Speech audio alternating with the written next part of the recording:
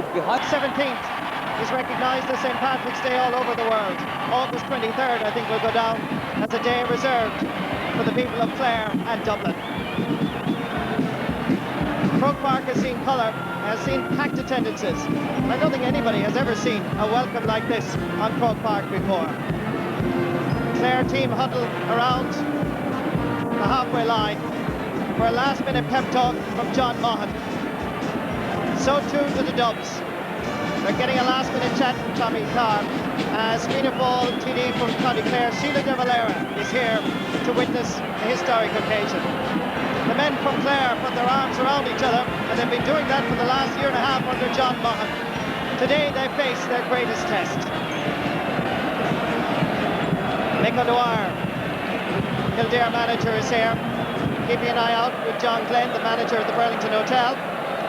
They're coming from near and far as the people here in Croke Park stand for Oran Naveen.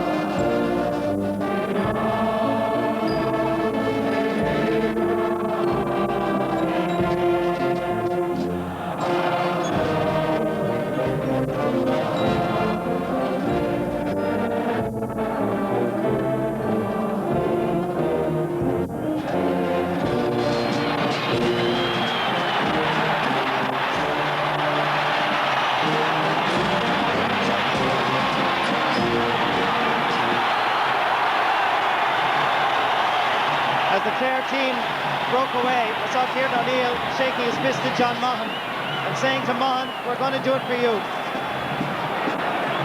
Dublin and Clare, they met in a challenge match in Cusack Park in the middle of winter last January.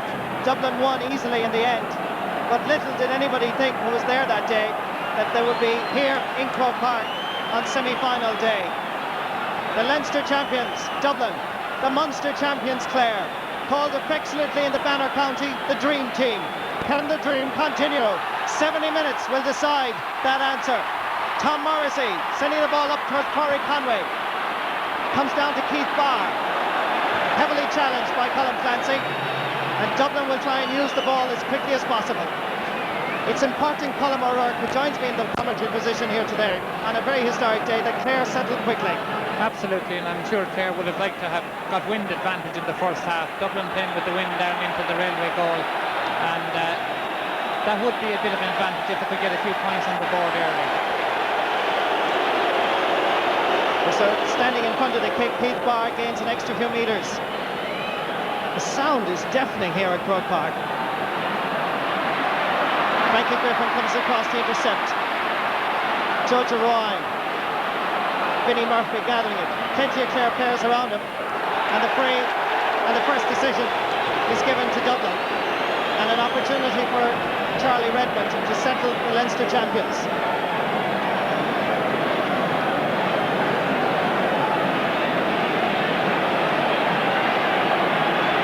Charlie's free-taking has been impeccable so far this season. And this should be a relatively easy one.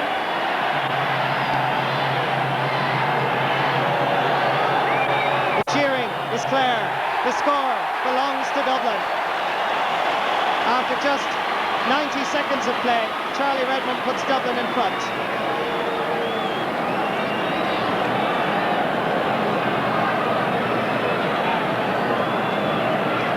An easy point for Dublin to settle them down when the ball should have been really cleared by Frankie Griffin and a couple of other Clare backs who had an opportunity to do so. It's an intimidating atmosphere, of course, for Clare, Colin, because it's their first time here. Absolutely, but I think Clare are still going to give a good account of themselves. This is Dave Corn. Once shared a flat with Frankie Griffin from Kilrush in Chicago. This is Jack Sheedy. Good scoreable position. And that's a very fine point. Good score by Jack Sheedy. That's exactly what Dublin needed.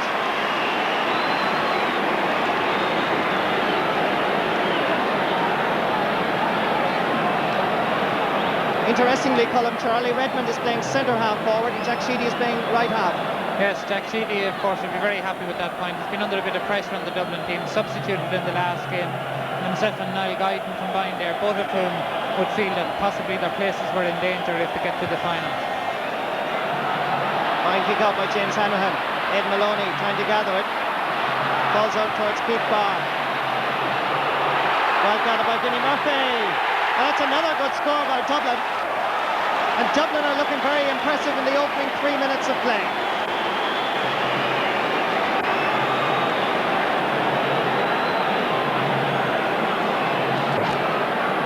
Breaking ball in midfield, and Eamon Heary gets the ball forward right into the defence, and Vinnie Murphy out in front has an easy chance to sort of start that any team dreams of, and of course for Clare it's an absolute nightmare. So Clare, who wanted the start, find themselves trailing by 3 points after just 3 minutes. Tom Morrissey gathers it, giving it to Colm Clancy, now playing at centre half forward, aimed at Francis McInerney. Jerry Hargan staying with him. That, I would imagine, is a free to Dublin. Francis McInerney holding on to Jerry Hargan. Tommy Carr going to take it quickly. It's Jerry's free, really. Jerry Hargan trying to tell Tommy Carr that he has to take it himself. Two Ballymun Pickups combining nicely. Sending it into space towards Jack Sheedy. Runs on for Eamon Heary, and he is the left half back, remember, in the right half forward position. Takes a shot from way out the field, dropping it in. Back there, helping out his defence is Ed Maloney. That's a free for Clare.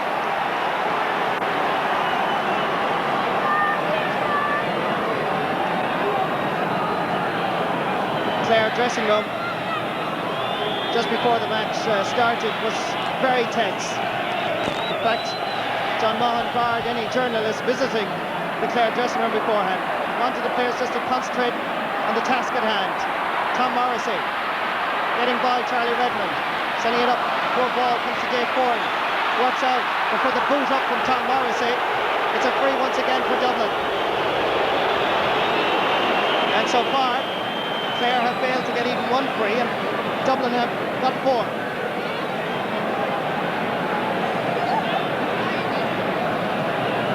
Keith Barr to take the free.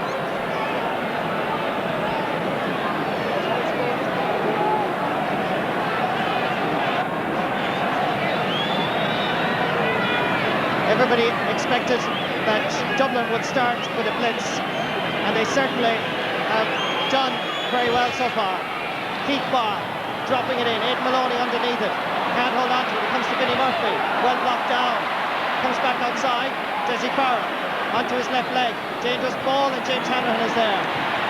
Into space. Up goes Tom Morrissey. Gathered. That's the sort of play that Clare need now. Corey Conway coming in. And that surely is a free. Frankie Griffin going to take it quickly. Driving it up towards his captain, Francis McInerney. Jerry Hargan underneath it. It comes to Paul Curran. Down towards Jack Sheedy. Driving it long. Trying to find Charlie. Jojo gets a boot to it. Aidan Maloney has it. And slowly but surely, Clare are beginning to settle. Colm Clancy in space. Corey Conway has gone inside. The Corofin man looking for a little bit of support. Trying to get inside Keith Barr. The support comes in the form of Noel Roach. He's on the 20-metre line. And Clare get their free. They need a score from this. And Jerry Killeen, who scored 2 goals and 50 points in the last 12 games. This is an important kick. The Magpie from Dunbay. They say that good luck is 2. If Clare attack has 3 Magpies. And Clare register their first score. 6 minutes, 51 seconds gone in the first half. And Clare, after 75 years, get their first score in Croke Park. Great point there, and a very well worked move.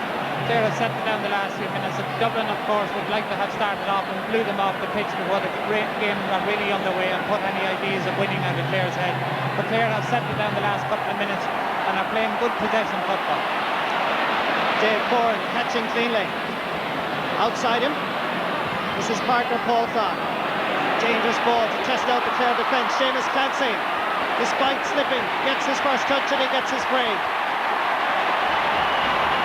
He wants to play on. The referee, Tommy McDermott, says no. We take it from the 13-metre line.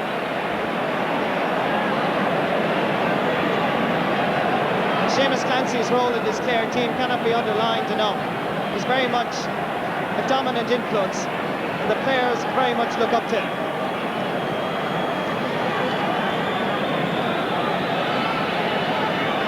James Hanrahan, the Dura Bearfield Club, plays junior football in the county of Clare, now playing in an All-Ireland semi-final.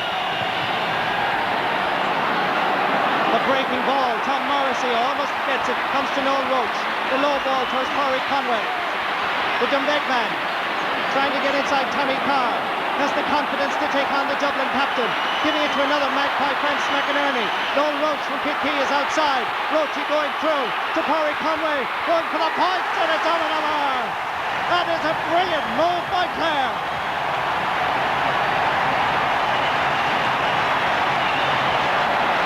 The Vinnie Earleys may have been worried, but they're coming alive at headquarters. We won't see a better point than that in Croke Park all year. Started by Corey Conway and finished by him. Noel Roach very much involved in the move. I think the Clare forwards, they've shown the way that they're going to get at this Dublin defence. They have to run at them. And Noel Roach, who wouldn't be a great forward at scoring, has good sense to pass it to Corey Conway, and he gets an easy point. Paul Curran says he was innocent. Referee Tommy McDermott says he wasn't, and it's a free for Clare.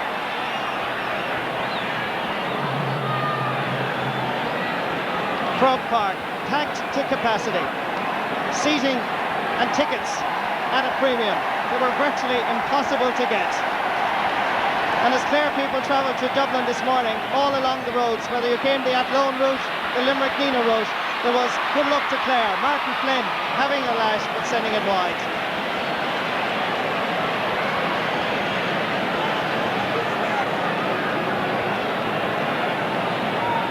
John Maughan has been concerned, Colin, in the past that the Clare team were a little bit slow to settle. Yes, but the last 5 minutes now they've got very much into the game. I think due mainly to Tom Morrissey at midfield, who is going up with a huge height for these kickouts. Knocked away by Paul Clark. Comes down to Niall Guyton. Frankie Griffin right beside him. Dave Foran calling from the middle. Knocked away by Tom Morrissey before the break falls to Niall Guyton. Giving it inside to Jack Sheedy. Good scoring position on here. And he sends it to the right and wide. And that is a bad miss by Jack Sheedy. That should have been put over. Relatively easy chance for Jack Sheedy, especially after him getting the earlier one. Would have expected him to convert that. But it's not particularly easy to kick a ball when you're running directly straight for the goals. Most forwards would like to be turned at right angles, and Jack Sheedy showed there that it's more difficult running fast and straight at the goal.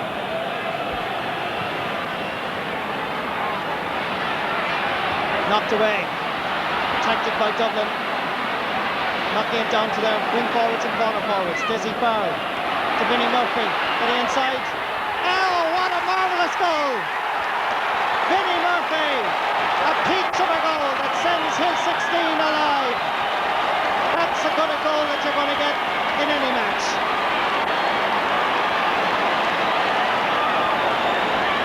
Brilliant goal there by Vinnie Murphy. A lot of the play worked by Desi Farrell, who doesn't seem fully fit with that leg injury. Gives it in. Jerry Kelly is beaten to the catch, and Vinnie Murphy hammers him into the roof of the net. I don't think that James Hanrahan had any chance. A real test of Clare's character as they find themselves trailing now by 6 points to 2, 1-3 to 2.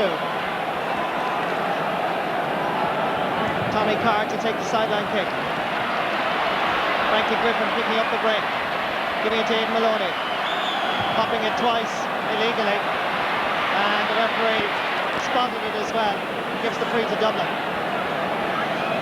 That goal is a tremendous boost to the Leinster champions, Colin. Absolutely, every team needs a few scores early on the game. Dublin have got the ideal start, getting a goal and 3 points, all of them well worked. think that was a harsh enough decision against Aidan Maloney. I think he controlled the ball by hopping it, but he wouldn't technically be in possession at that stage.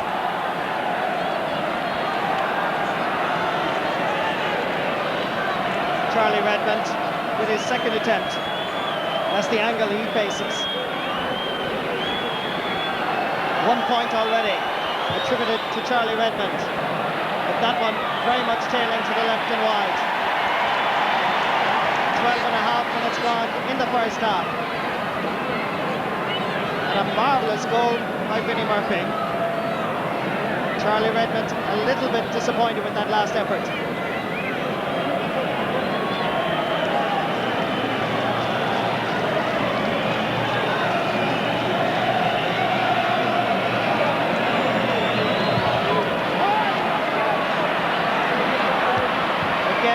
Down by Jay Ford, comes to Frankie Griffin, looking for a little bit of support, but there was nobody there. Keith Barr knocking it away to Jack Sheedy. Dublin settling into a rhythm now. Gives it to Paul Clark, going for a point, and that's a marvellous score.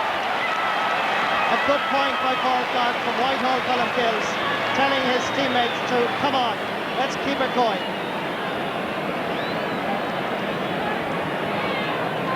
Bad mistake there by Frankie Griffin in possession. Should have kicked the ball forward, passed it to nobody, and Dublin attacked then down the right hand side.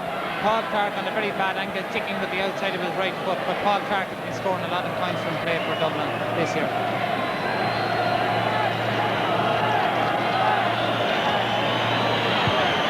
Should be pointed out that there is a slight breeze favouring Dublin in this first half, but at the moment it's the tactic of knocking the ball down at midfield that's working very well for Dublin, because the breaks are being picked up by their half-forward line.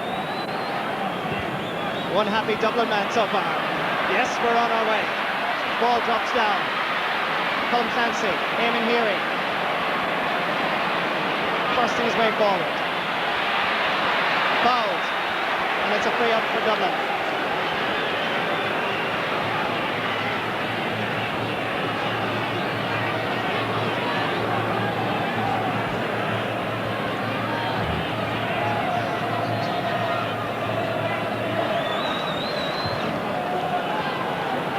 Right into the centre of Judge Ryan and Charlie Redmond battling hard for it.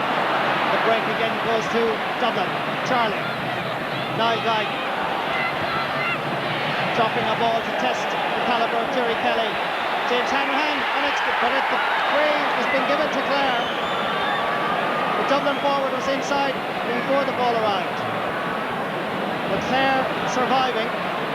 Judge Ryan sending a ball up into space. Keith Barr manages to keep his footing. The pass inside to Francis McInerney doesn't quite work out from Dublin's point of view. Francis showing some nice skill, getting inside Jerry Harden, going for the point, and he sends it over the bar. And Clare badly needed it, and their captain provided the leadership. Great point by Francis McInerney, but Keith Barr had that ball in possession. Again, a very bad pass from him when he could have kicked long downfield. But Francis McInerney doing very well to carry the ball under pressure and kick a very good point. Clare badly needed that, having gone a long time now without a score. Interestingly, Clare keep moving their centre forward and full forward continuously. This time it's the core Clare man Tom Morrissey. Real character of this Clare team reflected in this man. Gives it quickly to Noel Roach. Coming in to challenge is Jack Sheedy. Noel Roach looking for support. Martin Flynn. Great blocking down by Paul Curry. Superb defending by the Thomas Davis man. A 45 for Clare. And again, another good move by Clare. Yes, and Clare had the right idea. They're taking on the Dublin defence, running at them, and they're causing quite a lot of problems and making scoring opportunities. And if they're able to win possession around the middle of the field and keep running at them, they're going to cause a lot of trouble, because the Dublin half-backs are not marking as tight as they should be. 30-year-old prison officer Jerry Killeen with his first 45. Tailing, and Tommy Carr underneath it. Outside is Eamon Heary, and Corey Conway was fouling, so it's a free for Dublin.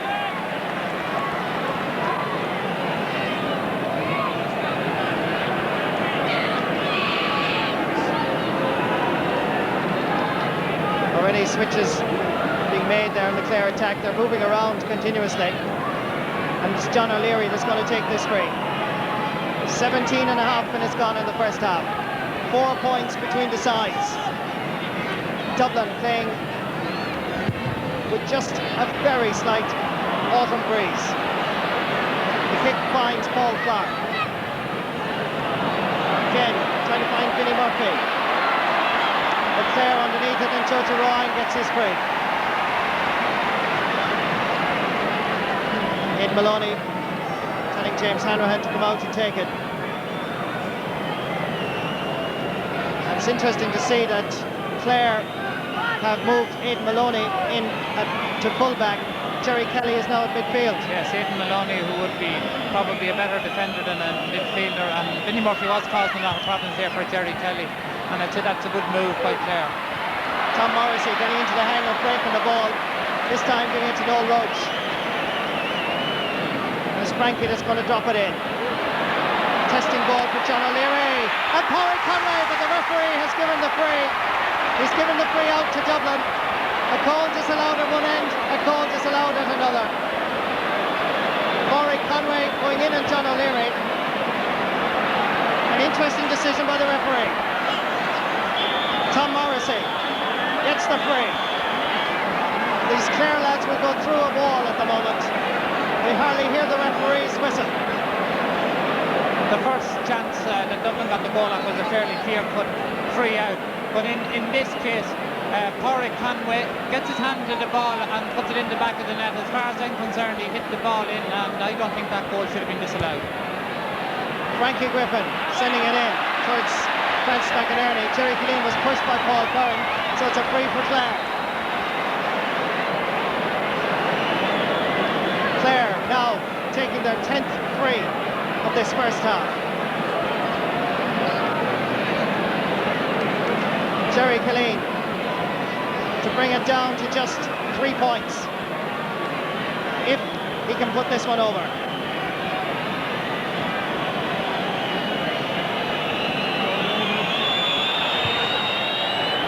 And he puts it over the bar. John O'Leary taps it over, and suddenly Clare are back in this match once again. They've survived the initial test so far. Jerry Killeen want to get his frees well over the bar, because John O'Leary will stave anything that's a couple of foot over, so he'd want to get the ball right up in 5 or 6 feet over the bar. Fine kick out by John O'Leary. Comes down to Niall Guyton. Keith Barr coming forward once again. Frankie Griffin trying to keep him back. Barr, a goal in the Leinster final, and not a point on this occasion. Just to the right and wide, but he loves to come forward, and Clare will very much have to keep him back in his own half of the field. Yes, it's impossible now to keep Barr back.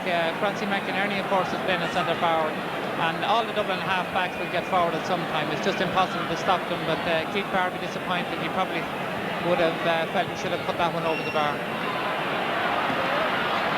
Again the break. Now Guyton getting it in quickly. Aidan Maloney started off his career with Murray O'Brien at full-back.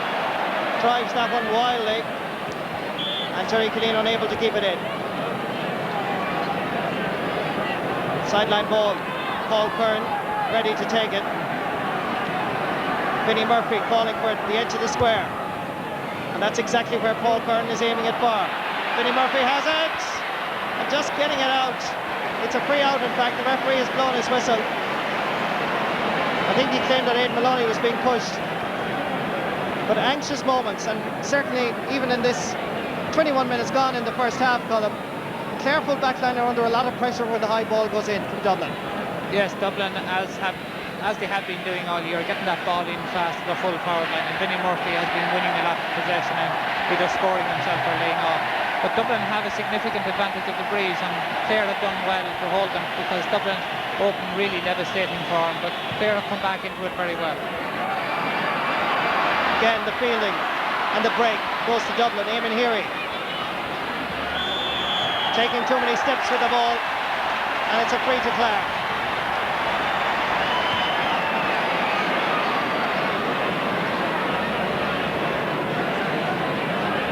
.22 minutes gone in this first half.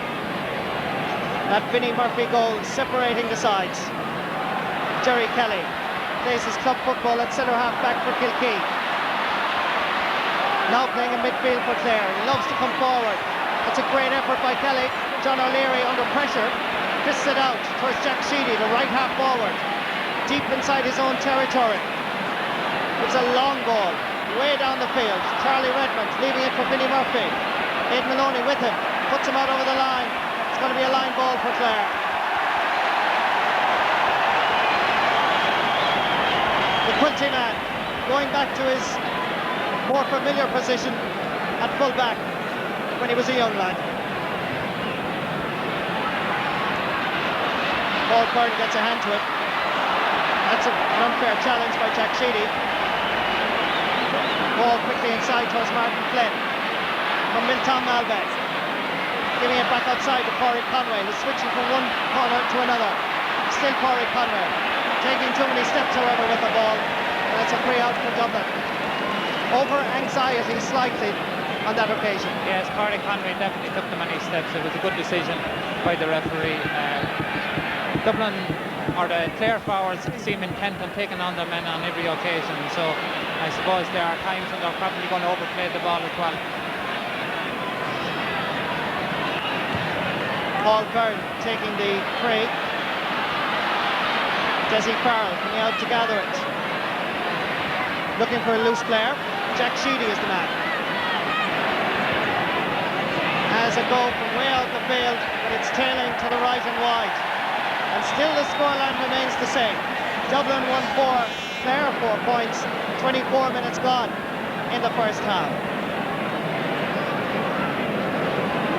Anxious faces in the crowd.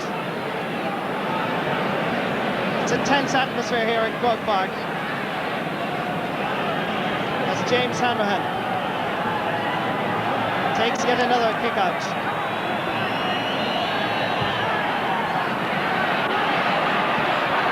Well gathered by Tom Morrissey. This time Dave Curran's tactic of trying to break down the ball didn't work.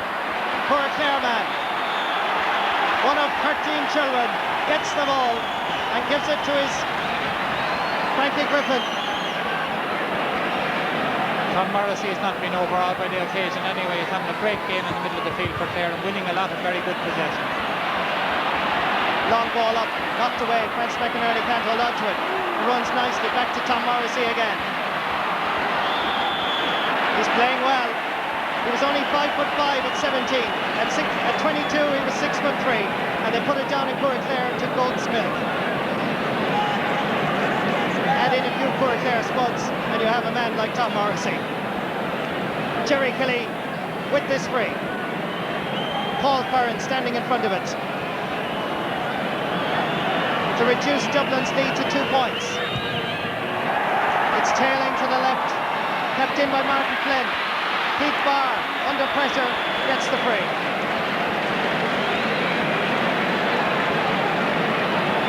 Martin Flynn getting quickly into his position at cornerback, the corner forward rather, watching McDeegan for the quick free. Sort of free that Clare would need to be getting. I suppose Charlie Redmond would probably be a better free taker than Jerry Killeen, and Dublin have a bit of an advantage in that area. Tom Morrissey again getting his foot to it. Comes down to him and Hearing. Again the long ball. Trying to find Vinnie Murphy. And he gathers it. Outside to Mick Galvin. This is good play to Paul Clark. Seamus Clancy comes in to challenge. But Paul Clark gets his second point of the afternoon.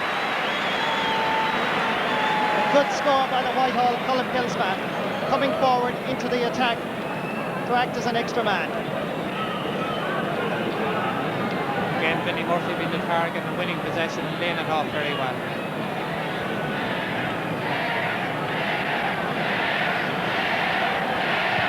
Paul Clark coming forward there. He's losing his man a couple of occasions coming forward. Clare midfield will have to be far more vigilant in watching him. Colin Clancy giving it back to Noel Roach. Just took his eye off it for a moment. Still Noel Roach has it. Gets it back outside, but referee says that the challenge was illegal by Paul Curran. I must say the challenge looked fair enough, but it gives the advantage to Jerry Killeen to reduce down the lead to 3 points once again.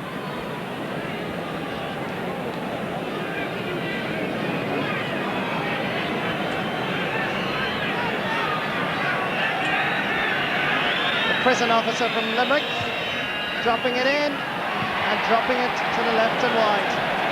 And that's the sort of a miss that Clare do not want. Absolutely, but I'm surprised that the referee has allowed the Dublin players to stand so close to those frees. They're certainly not 14 yards away, and it really is cutting Jerry Killeen off. 7 minutes to the half-time whistle. Dublin still leading. It's Francis McInerney. There's by Martin Flynn. Good anticipation by Mick Deegan. Loves to come forward, the cornerback, to Paul Clark. Again, they search out for Vinnie Murphy. It's knocked away, it comes to Niall Guyton. Referee gives the free. Back to Vinnie Murphy, but the referee says no. He's given the free to Charlie Redmond once again. And it gives Dublin further opportunity to stretch their lead.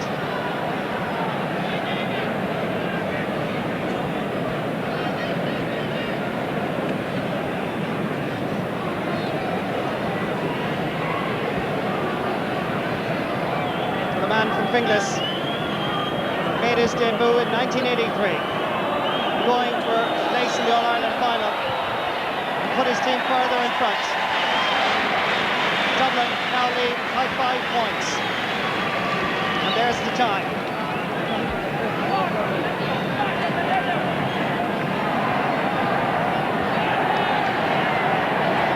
The Dublin tactics of kicking long balls in may not look too sophisticated, but they're very effective insofar as they're winning a lot of possession inside and either getting scores or frees.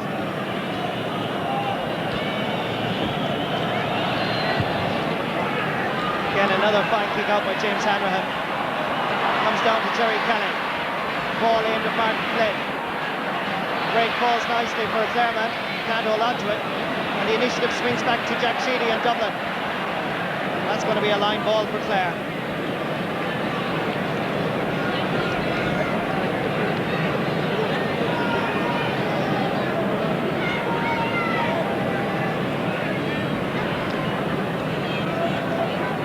Dublin looking confident every time they get clean possession of midfield. That long ball, questionably, is causing problems for the Clare defence.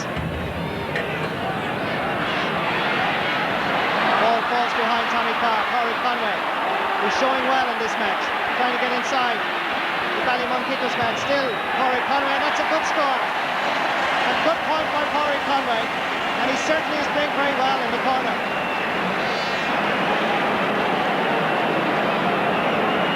Clancy has picked up an injury, and Tommy McDermott is calling in some mentors from the Clare bench to take care of him.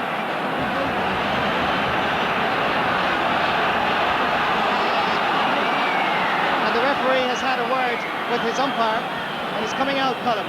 Yeah, again, Corey Conway doing very well. Colin Clancy getting a punch in the face from David Forden in the background there, and David Forden will be very lucky to survive that. Very good point from Corey Conway, but the referee obviously missed that. And off the ball there is a little bit of an incident developing, and John Maughan and Eamon Heary are involved in it, and Jerry Kelly is telling his manager to get off, and we could have an incident here now. And it all started with that Dave Bourne challenge on Colin Clancy. Managers being told, Paddy Cullen and John Maughan, to get off the pitch. The tension is mounting in Croke Park. Clare are doing very well on the right wing of attack. Noel Rhodes has had a very good first half, and Corey Conway has also been very effective. Once again, it's Clare that have the break. It's Francis McInerney sending it down towards Colin Clancy, looking for his support. He's plenty of it. This is McInerney. Still McInerney from Doonbeg, the captain, going through, and fouled by Jerry Hargan. Inspirational stuff by the Clare captain. Clare on their 18th free in the first half. Jerry Kelly to put this one over the bar, to reduce Dublin's lead to 3 points once more. And that's exactly what he's done. Dublin won 6, Clare 6 points. the Banner County very much in contention. Clare have made another very good move in putting Francis McInerney to centre field to play on Paul Clark. Jerry Kelly now gone to centre half forward. But Francis McInerney has begun to win a lot of possession and use it very intelligently. All around the ground, all you can hear is Clare, Clare, Clare. But it's Charlie Redmond from Dublin that sends it up, a good ball to Jack Sheedy. Outside him is Paul Curran, great attacking halfback, dropping it in. Oh, that's a superb point. A great point by Paul Curran. A lovely footballer from Tala. And that restores Dublin's lead once again. 4 points between the sides. 1-7 to 6. 2 minutes to half time.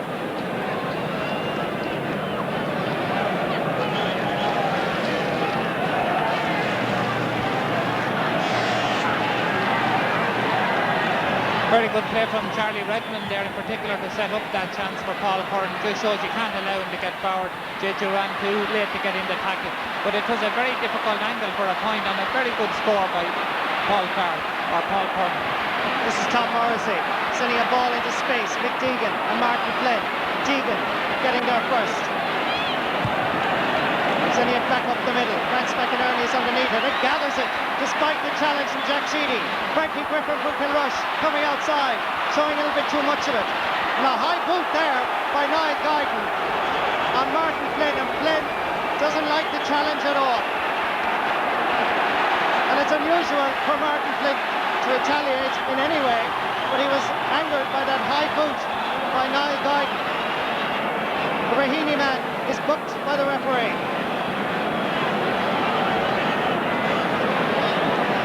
Jojo Ruai is coming up to take it, the centre half back. Clare and Dublin people a little bit anxious. Jojo Ruai, the army man from the FCA camp in Lahinch, glides it beautifully over the bar. The people of Renine, the people of Clare salute Jojo Ruai. They'll go mad in Rouen if they win this one tonight. Clare now trailing by 3 points once again. Very dangerous tackle by Niall Guyton to give away that free, but it'd be very much out of character for Niall Guyton. Wouldn't be a dirty player by any means. Tom Morrissey knocking it down as the ball breaks free. The referee blows the half-time whistle. And a scene here in Croke Park that is unbelievable, really. Tremendous atmosphere. Tom Morrissey congratulates Jerry Kelly. The Banner County are still in it as they trail at half-time to Dublin's 1-7, Clare's 7 points. Well, the question that people asked themselves going into this match was, would Clare be able to stay with Dublin, or would they get a drubbing? Well, now people know. They've seen Clare in this first half. The question that they're asking now is, can Clare win this match and beat the Dubs and win a place in the All-Ireland final? We'll know that in the next 35 minutes of football. Stay with us after this commercial break.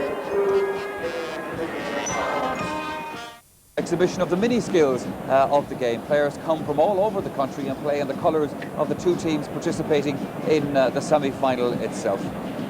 Well, I can tell you Hill 16 down here beside us was abuzz with activity, and always these young players, by the way, get great encouragement, as you may hear in the background, from the supporters, even though perhaps they have other things on their mind as well in terms of the senior game. I was just saying that Hill 16 down here beside me was, of course, abuzz with noise and activity during that first half as the Dubs roared on their team, looking for perhaps an annihilation of the Clare footballers. Well, they didn't quite get that. Well, let's go down to Jim Carney and see what they did get during that first half.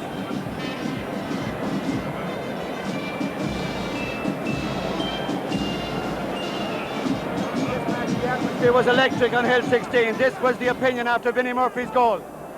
It was a fantastic goal, and I thought Clare were going to come back at them, but they seem to shut them off now, you know. Yeah. What do you think yourself, sir? It's going very well so far. Bring on Donegal. Right. What do you think, sir? Roll on Donegal. Come on, the Dubs! Dublin beat them with 5 points. Dublin beat them with 5 points. So that was the situation then at half hour during the first half, down around Hill 16.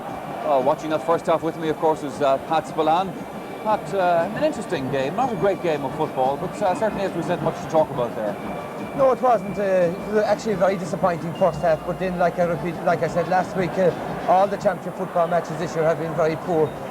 As to today's two teams, they're two teams with very strong defences, and where you have strong defences, you're obviously going to have a low-scoring game, a scrappy game.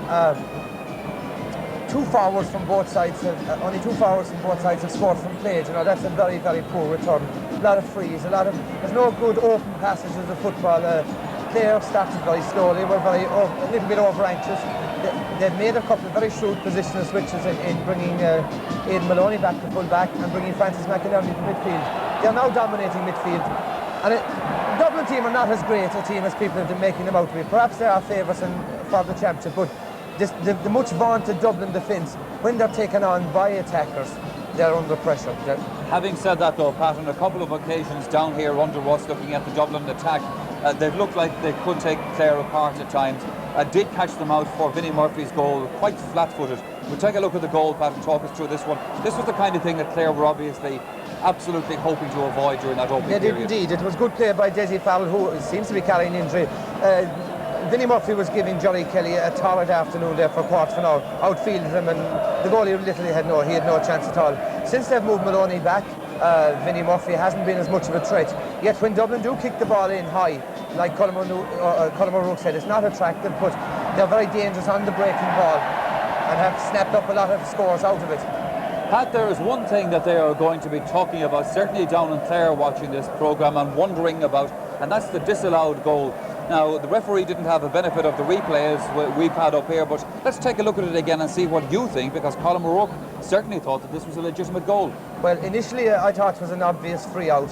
It was a good long free from Frankie Griffin, and the rule states that the player mustn't be in the small square before the ball arrives. Now, as you can see, Padraig Conway wasn't in the small square. He ran in, he made contact with the ball, no contact with the goalkeeper until after the ball had gone into the net. I think it should have been allowed. I think Clare will feel very much aggrieved by having that goal disallowed. Okay, so they're sitting inside in the dressing room at half-time. They're just 3 points down to Dublin at this stage. They will play with the wind in the second half. How do you think they're feeling about this game now? Well, obviously, having got over the initial first couple of anxious minutes, they have settled down and are playing well. The wind, I don't think, will have a major factor. It dies out for long periods during the game. I think Dublin can be just as good playing against the wind.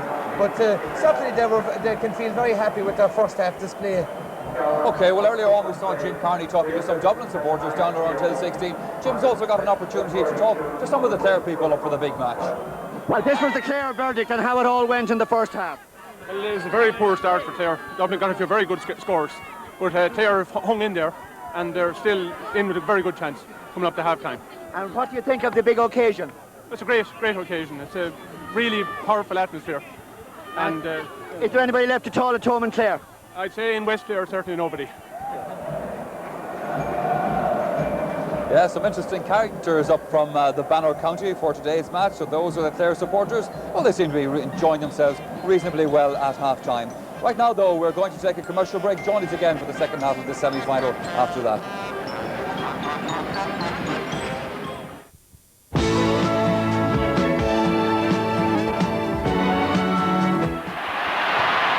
As you join us, the second half has started and Clare have a point on the scoreboard. Martin Daly, a substitute who came on at half-time for Kieran O'Neill, as Clare make alterations in their team. Jerry Kelly, centre half-back. Jojo Ruine, left half-back. As Clare go forward.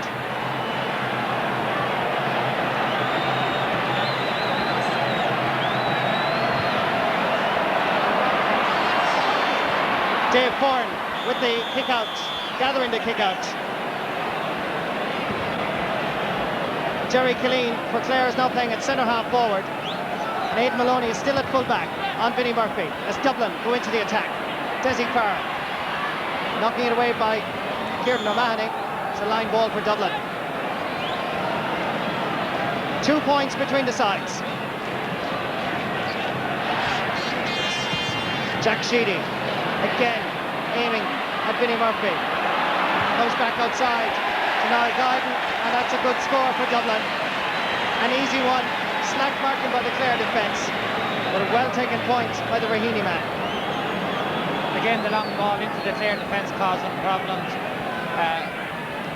Frankie Griffin lying far too far off Niall Guyton and giving them an easy chance of a point.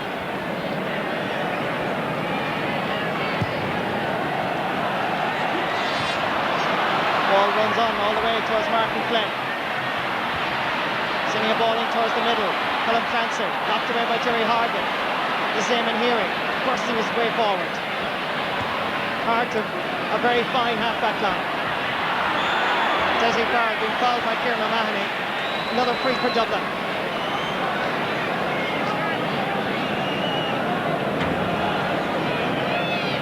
Interesting switches by Clare at half-time, Colin.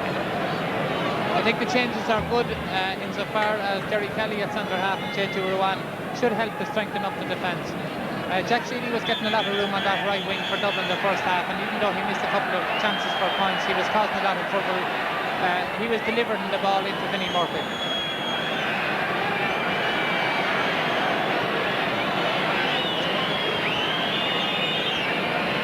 So Charlie Redmond, 5 points against Kildare in the Leinster final. Going for his second in an All-Ireland semi-final. He hits it well, but he hits it to the right of the post, much to the delight of the Clare crowd.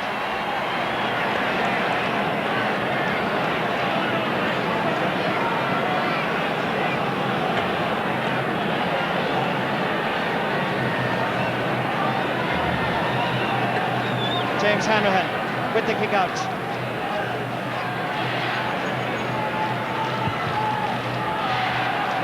All of them, the consistently high standard, right out towards Tom Morrissey. An easy ball given away to Paul Clark.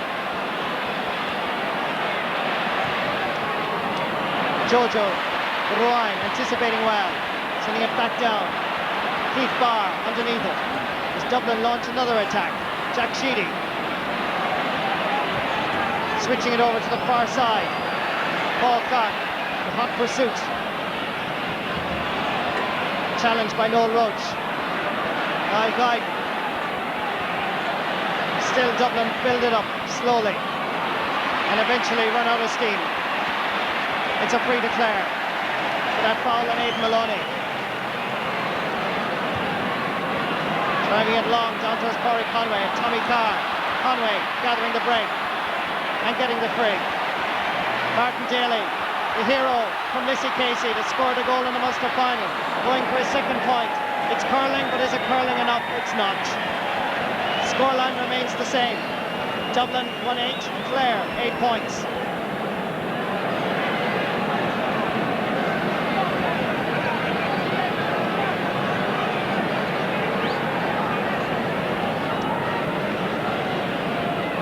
John O'Leary with the kick out.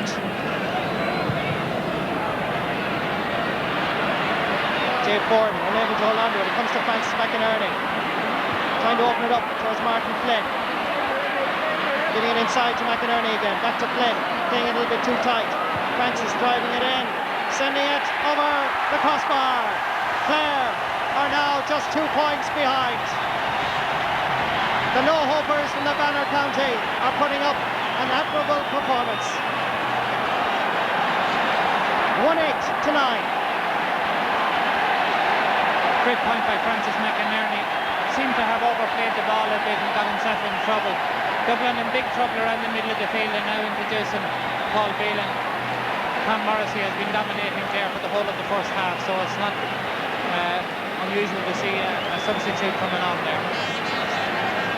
Paul Phelan introduced to the Dublin team. Dave Ford is taken off as John O'Leary takes the kick out. The break falls to Paul Clark. 2 Clare players still on the deck. Charlie Redmond going through, forcing his way forward. Good position and a good point by Charlie Redmond. A very fine score for Dublin, and it puts those 3 points again between the teams.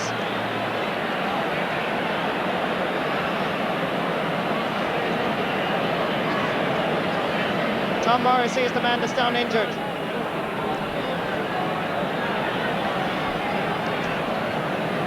John Maughan, meanwhile, having a word with Jerry Kelly as Tom Morrissey is down injured.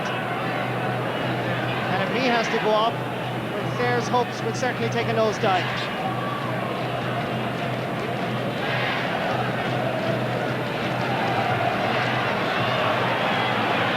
Seems to be a leg injury, obviously, there. Tom Morrissey there, a bit too brave for his own good, coming across in midfield for a ball that wasn't really his, and when it breaks down to Paul Carr, Charlie Redmond up in support, and Charlie at that sort of angle keeps going forward straight for the goals and keeps a very good point on the run. Thomas back on his feet, much to the delight of the Clare people. James Hanrahan aiming to find this man.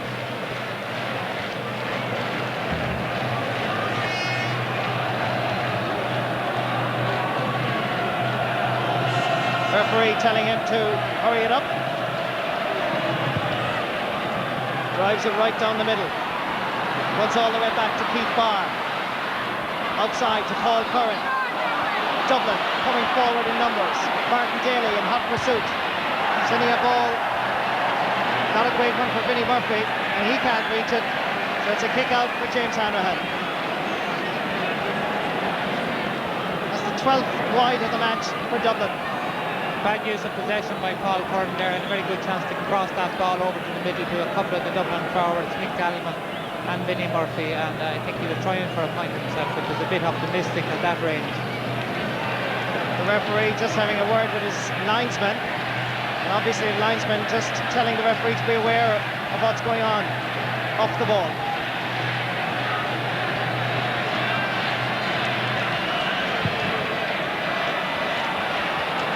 Paul Beelan getting his first touch. Manages to get it past Charlie Redmond. Charlie trying a lash at the point, but he sends it wide. 7 wides for Dublin. And they still lead by Vinnie Murphy's goal. Almost 9 minutes gone in the second half.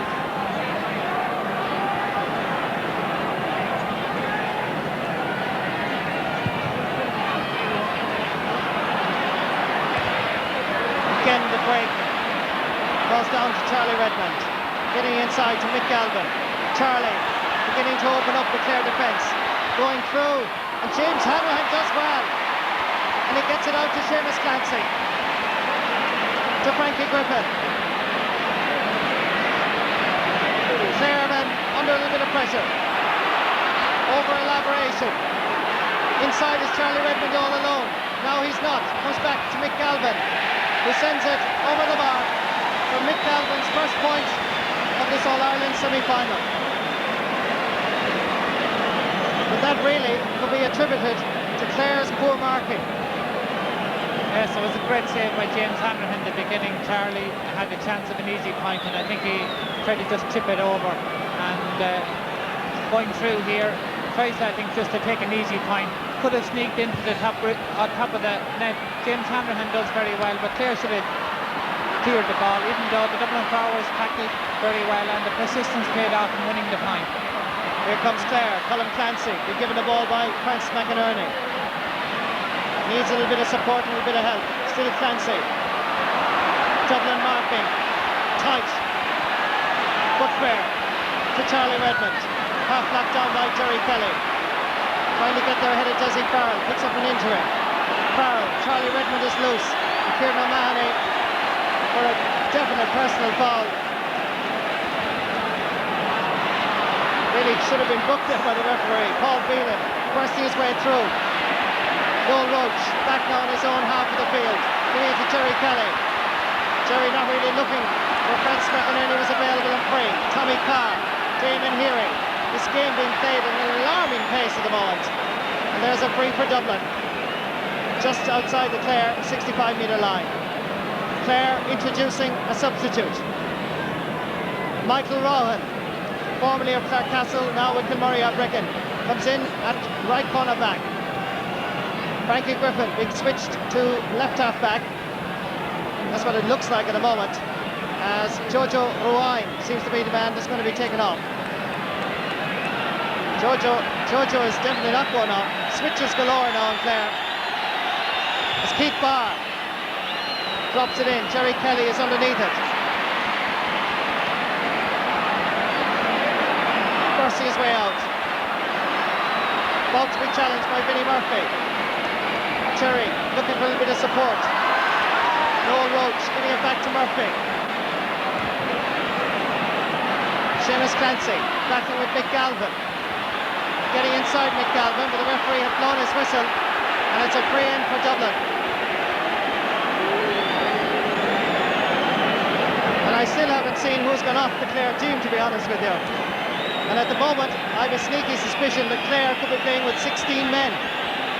The linesman at the far side is waving his flag, and John Maughan is trying to get a word so he can take off the man that Michael Rowan came on for. And it now looks Jerry Kelly is being called in by John Maughan. And Jerry Kelly, in fact, is the man that's being taken off.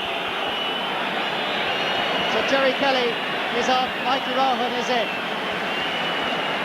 It just shows the difficulty in trying to communicate from the line on an occasion like that, with the noise at its height as it is here at Croke Park. John Maughan just couldn't get a message in to Jerry Kelly to come off.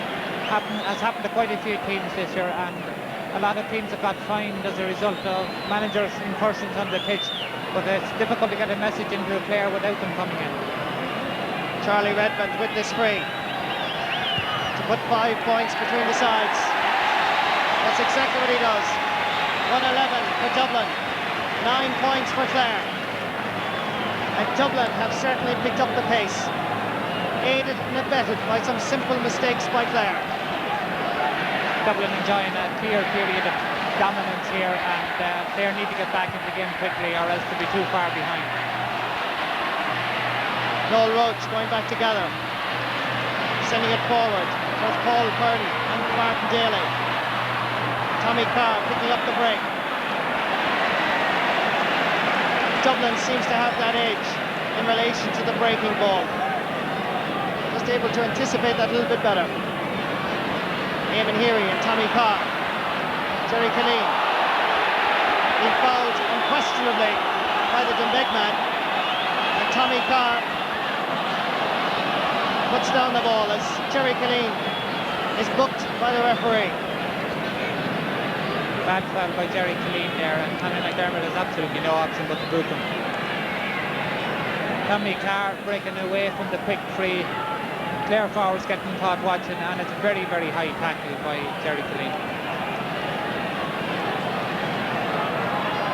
Free quickly taken. Noel Roach trying to get there ahead of Niall Guyton. It's a free in for Dublin.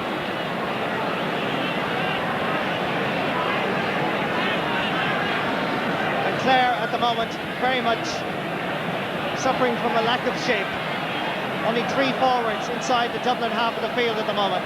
As Keith Barr, outside the Clare 45, takes this free, dangerously in. Falls from Des Farrell, back to Jack Sheedy, takes his points splendidly. A good score by Jack Sheedy, and it puts that little bit of daylight between the Leinster and Munster champions.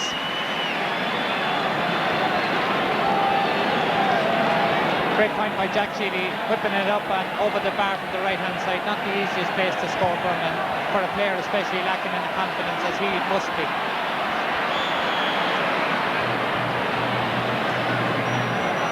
Very good score there by Jack Sheedy, and for a player who probably felt that maybe his position was in jeopardy, he's done very well. Over the other end, it's Clare in the attack, put out this time by Eamon Heary. Tom Morrissey is all alone in the middle of the field. Jerry Killeen is providing a man available to his right. It's quickly taken to Martin Flynn. Clare need a score here. Flynn from Miltown Malbay puts it over the bar. It's down to 5 points once again. 112 for Dublin, 10 points for Clare.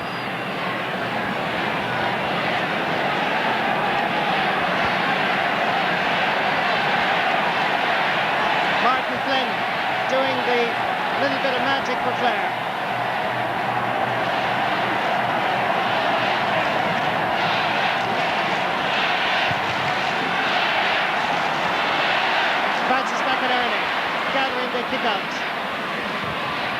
Getting a good ball back into Dublin territory. John O'Leary is there, however. And coolly, calmly comes out with it. Out towards Paul Curran. Martin Daly staying with him. And still Paul Curran. That's a high challenge by the Lissy Casey man. It's going to be a free for Dublin.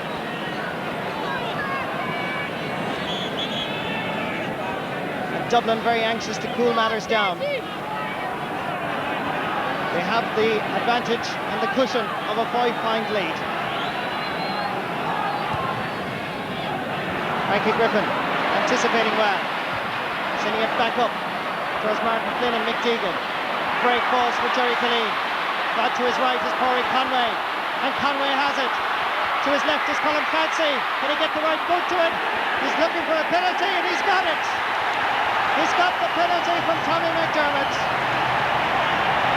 It looked as if Clancy sought the penalty. Paul Curran is questioning it. But Clare have a penalty. And this will bring them surely back into the match if and only if Jerry Killeen can score it.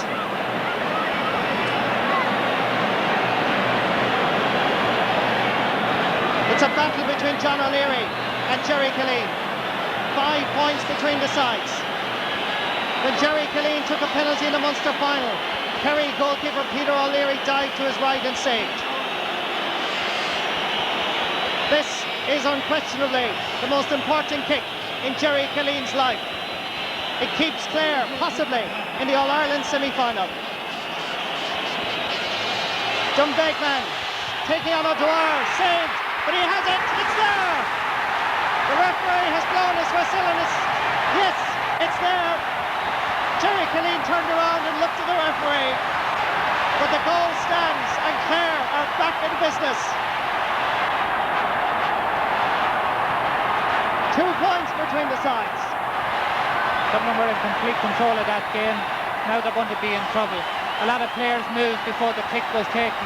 Jerry Killeen does well to follow up and finish it to the net, but I think it was a very questionable decision to give a penalty in the first instance. The break cut brilliantly by Paul Clark. It's a free for Dublin. Keith Barr driving it in, and a goal for Dublin. The umpires have no problem whatsoever. A legitimate goal for Dublin, which puts Dublin back in the driving seat. An amazing turnaround in this game. Vinnie Murphy, the man who got a fist to it.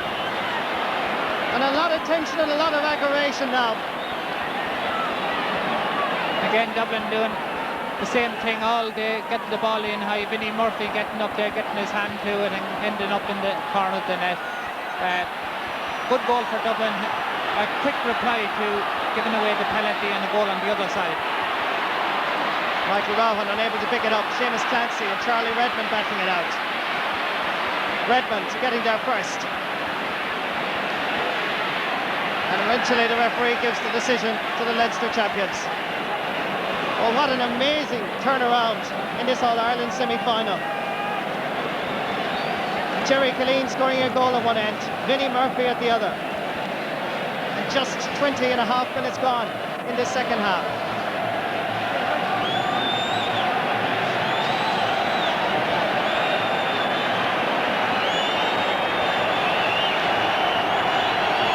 The 19th free for Dublin.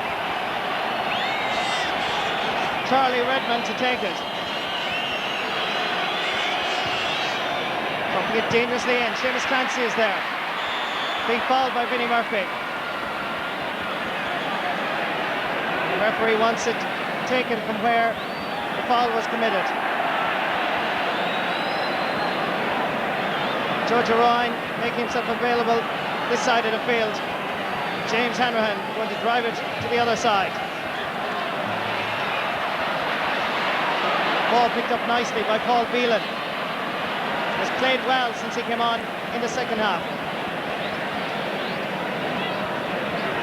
It's going to be another free, this time Keith Barr to take it. And again they launch one of these missiles into the Clare half of the field. Well recovered by Ed Maloney. And well cleared. Martin Daly and Paul Curran. Daly getting a fist to it, and it comes to Colm Clancy.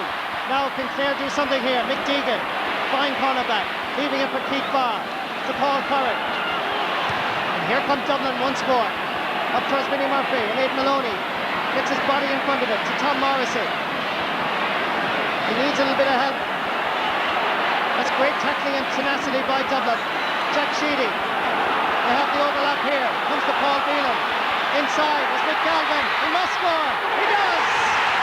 A goal for Dublin. It sets them on the way to the third Sunday in September. And a bout victory goal. Surely now, Dublin have wrapped up this All-Ireland semi-final. That seems to be it for Clare. A series of mistakes. Tom Morrissey fouled in the beginning. Jack Sheedy does well. Good persistence by the Dublin forward line again. Free out there. It should have been Paul Phelan. Changed the ball from one hand to the other. Missed by the referee and finished at the net very well by Mick Galvin. Meanwhile, Mick Deegan coming forward. He's fouled, and it's a free for the Leinster champions.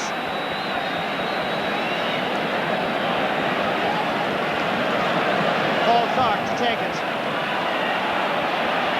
Vinnie Murphy and Aidan Maloney going up with it. Great calls back to Kieran O'Mahony. Unfair challenge, boot flying in there by Charlie Redmond, so it's a free out to Clare. These long frees that Dublin have been taken into the Clare full back line have been the downfall of Clare, coming in high there all afternoon and nobody really able to command the air.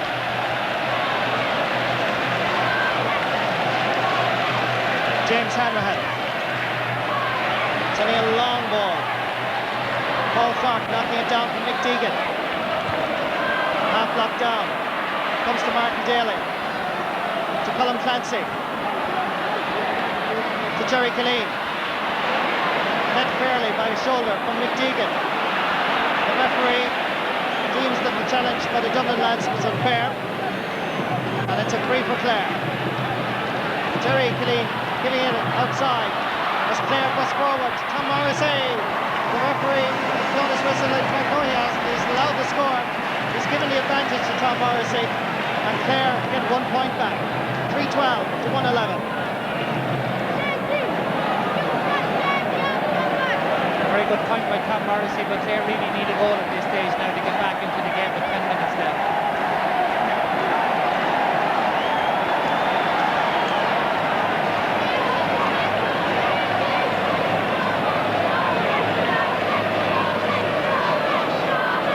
John O'Leary, no rush whatsoever with the kick out.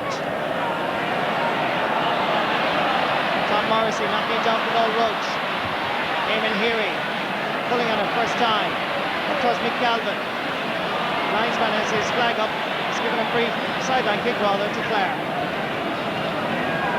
Paddy Cullen and Dr. Pat O'Neill and Jim Brogan, the three wise men in the Dublin camp. Seamus Clancy. Tommy Carr. Dublin come forward from their full-back line-up. Guy coming outside of Paul Phelan. Frankie Griffin gets a hand to it. Jack Sheedy and Griffin gets the break. Sends it out towards Jerry Killeen. But Deegan is there to cover. He's playing well at right cornerback. Giving it up to Jack Sheedy, telling Keith Barr to leave it. Paul Curran brushing aside the challenge of Martin Daly. Still Curran. Keith Barr. The referee giving the free to Dublin. Colm Clancy fouling Keith Barr. And a relatively easy task now for Charlie Redmond. I think the Dublin men powers will be very happy with the way Dublin have played, because every time Clare threw something at them, they have been able to respond and come back and get a few scores themselves, which is a sign of a very good team.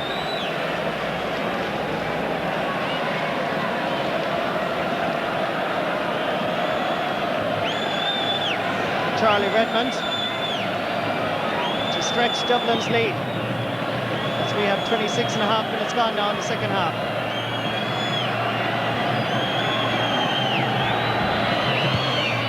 Hits it sweetly and puts it straight over the bar. Dublin 3-13, 1-11.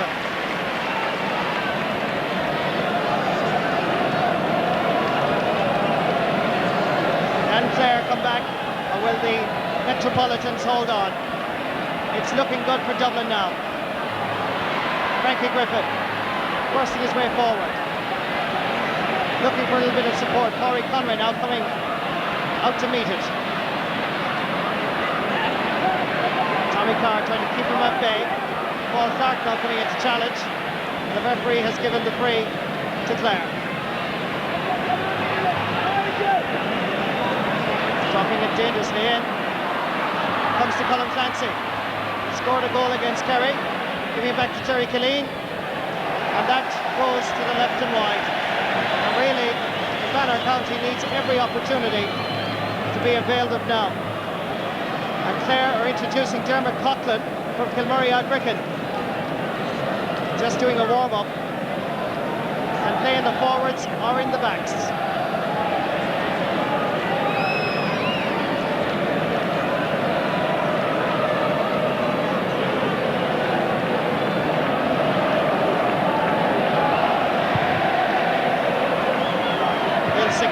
Singing in full voice now.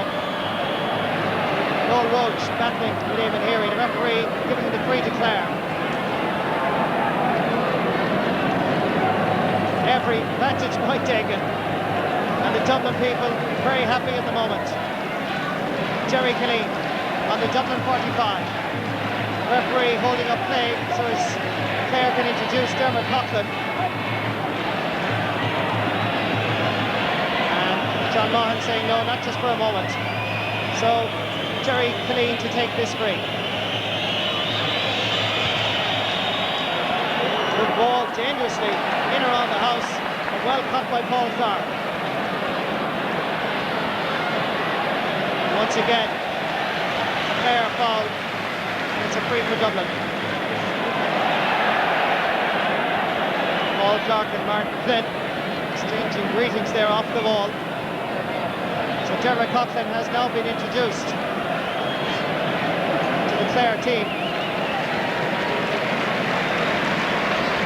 Martin Daly has been moved into corner forward, and taken off is Jerry Killeen. Very disappointed, I'm sure, Jerry Killeen.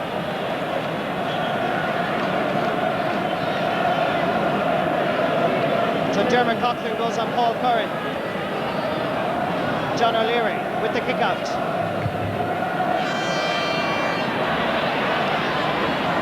Michael Rowan nipping in, giving it to Frankie Griffin. Still Clare come forward. Run through is no Roach on a good run. You need a goal here. Corey Conway, can he get it in? It's there! A goal for Clare! A wonderful goal by Corey Conway. Frankie Griffin, Noel Roach, Corey Conway, the west coast of Clare combined to find the back of the Dublin net. They're not going to lie down and die. Great movement there. Frankie Griffin coming charging through and giving the ball on to Noel Roach. Noel Roach taking it on the 2 steps and having the sight to see inside Corey Conway, and he does very well with a lot of players converging on him to get it into the corner of the net. They're not going to give up, but Dublin still very much in the driving seat. 5 minutes left in this All-Ireland semi-final. Tom Morrissey. Ball that goes straight to Mick Deegan. Available is Charlie Redmond. The last time Clare got a score, Dublin responded immediately. Mick Galvin and Seamus Clancy. Clancy getting there. His inspiration is needed now. Ball for Corey Conway and Tommy Carr. That's great anticipation by Carr. He loses out in the final run. Conway getting the free. Leaving it for Seamus Clancy. Seamus's wife holds a shop in Ennis called Something Different. Clare needs something different now. They need a goal. In towards Noel Roach. Eamon Heary right beside him. Frankie Griffin coming through. Combining like they did a moment ago. Vance McInerney. Colin Clancy. Another goal on here. Brilliantly knocked down by Jerry Hargan. Brilliant save by Jerry Hargan. Paul Clark battling his way forward. Another line ball for Clare. They've been waiting 75 years to get here, and they're going to fight it all the way. Here we have a great chance again. Francis McInerney doing very well to put it into Colin Clancy, and Jerry Hargan spreading himself and covering. That ball had to go in, and would have been a very tight finish, but Dublin have fought back well again. Tommy Carr in control. 5 points separating the sides. Aidan Maloney, Vinnie Murphy, and the Quilty man is fouled by Vinnie Murphy. So another free for Clare.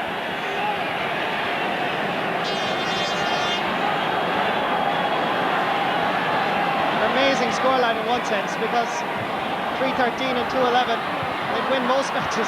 Certainly 2-11 would. Dermot Coughlin giving it back to Colin Clancy.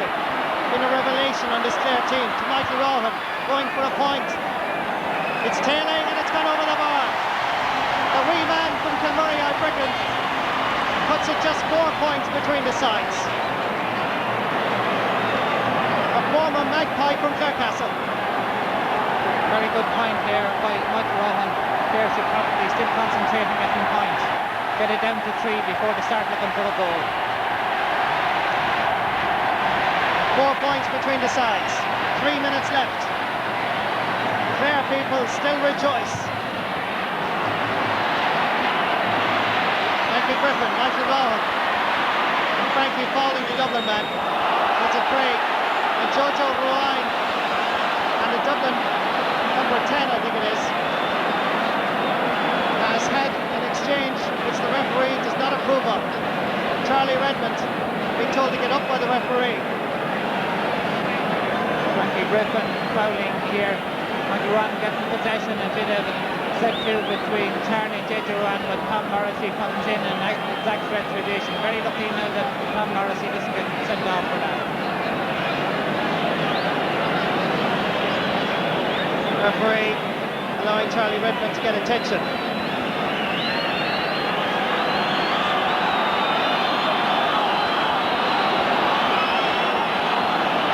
As Clare people look on anxiously, Jojo Ruine is booked by referee Tommy McDermott.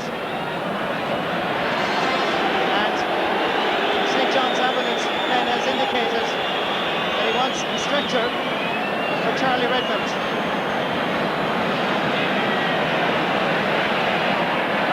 The referee getting the wrong man there. JJ Rohan being booked, but it wasn't JJ Rohan at all. It was Tom Morrissey. The first incident is between JJ Rohan and Charlie Redmond, but it's Tom Morrissey who delivers the knockout blow.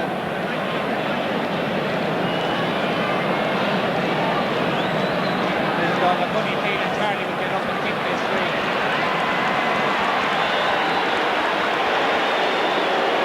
So Charlie returns to the right half forward position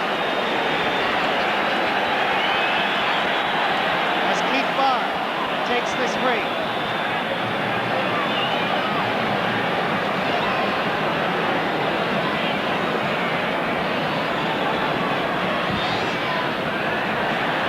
Dropping it in once again. Kieran O'Mahony.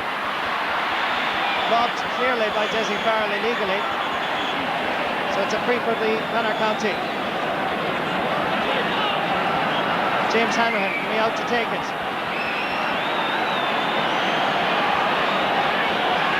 We're into injury time now. There must be a few minutes as a result of the injuries and delays. But Paul Clark has it. Dublin will just hold on to possession now. Aidan Maloney can't hold on to it. Seamus Clancy picks it up, however. Gives the ball out towards Pádraig Conway. Conway unable to get there ahead of Tommy Carr. The wise head and the old shoulders guides it out over the line. Time ticking away. Dublin on their way to the All-Ireland final for the first time since 1985. Seamus Clancy trying to delay Vinnie Murphy. Tommy Carr has done very well in the second half for Dublin, and Nick Deegan, the two cornerbacks. Tommy Carr especially had problems the first half, but he's got completely on top of Pádraig Conway this second half.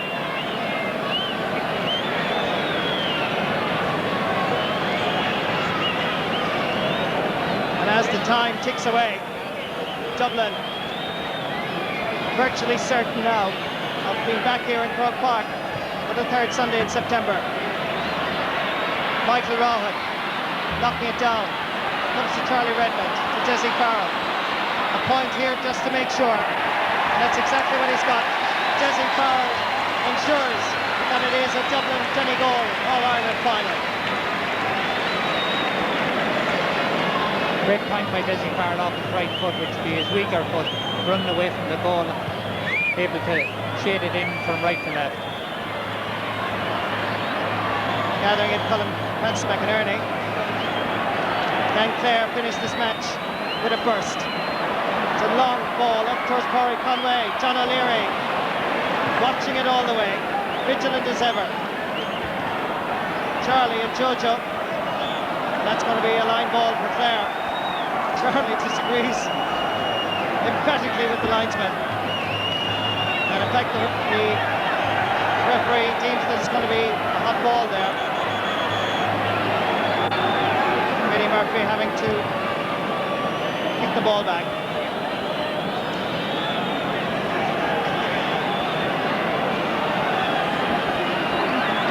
Francis McInerney unable to knock it down to a colleague. It's Paul Clark. Played well at midfield right throughout this match. Still Clark with acres of Croke Park in front of him. And then finishes off with a ball that slices off his foot. As they say in the GAA parlance, it's as good as a score. James Hanrahan taking the kick out as the Dub bench looks on. Dublin are through to the All-Ireland final. And they congratulate Clare on their first performance in Croke Park since 1917. They scored 2 goals and 12 points. It was enough to win many matches, but not enough to beat the Dublin team. A fine, wonderful performance by Dublin. But Clare must be saluted. It was a daunting task to face into a packed Croke Park and produce a performance like today. Well, I think Clare can go away with a lot of credit from this match. They played very well, but Dublin were that bit slicker, a bit more experienced, and overall were a better team on the day and deserved to win by 5 or 6 points probably. Paul Clark being congratulated. John Maughan saying well done to Charlie Redmond. And knowing John Maughan, he will be bitterly disappointed that he lost this one. He has instilled a belief in this Clare side that you have to see to really appreciate it.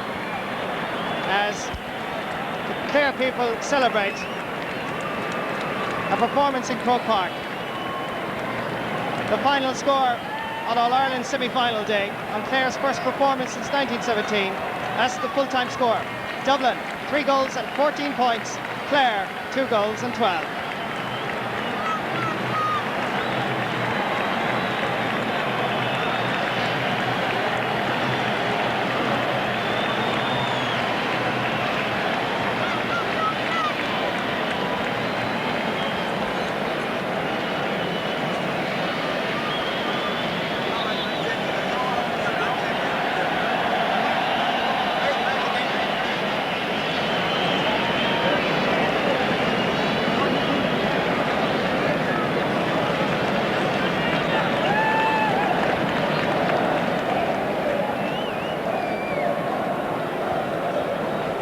Okay, so that's the end of the game then, but Jim Carney's been talking to some of the people involved, including Jerry Horgan, the Dublin full-back. Can we go?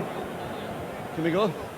I'm joined by Francis McInerney, the Clare captain, Francis McInerney. This is a deeply disappointing day for you, but it was a brave performance. You won a host of admirers today. However, the disappointment is probably what you feel. Jim, I don't really feel like talking, but we're devastated and we gave it our best shot when we came up here. We thought we were going to win. Everyone wrote us off.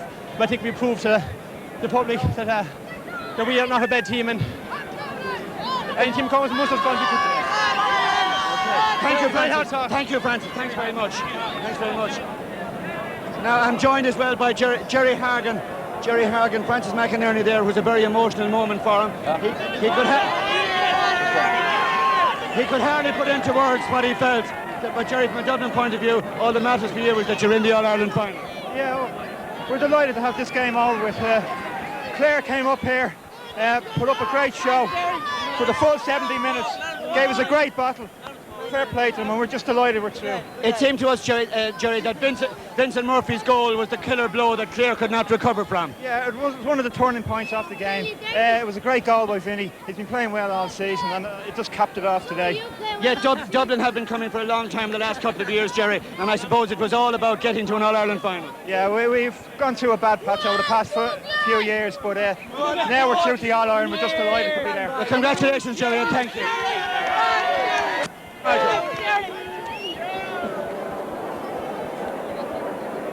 So Jim Carney having his usual battle with Half Croke Park after the big match down there in the middle of it all, doing well under the circumstances. Well, Clare may have made all the headlines going into this match, but it's Dublin who are through to the All-Ireland final for the first time since 1983, and so then it's a new pairing in the All-Ireland final this year, with Donegal of course making their first ever appearance.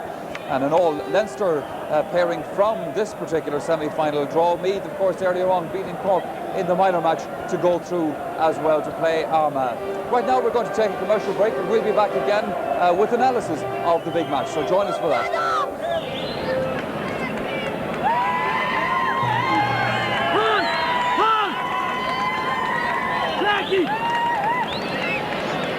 Went on. I mean, the whole thing sort of came a bit unstuck for them, I'm afraid. They would indeed, and like Marty made the point, I mean, that John Mahan would have been very disappointed. I mean, brave performances get you nowhere, and in fairness now, Clare deserved to be in an All-Ireland semi-final, but realistically they were outclassed today. Dublin in the second half were always in the driving seat, and while Clare could feel aggrieved at not having had a goal allowed in the first half, they were certainly very lucky to get the penalty in the second half because Colin Clancy certainly just took a dive.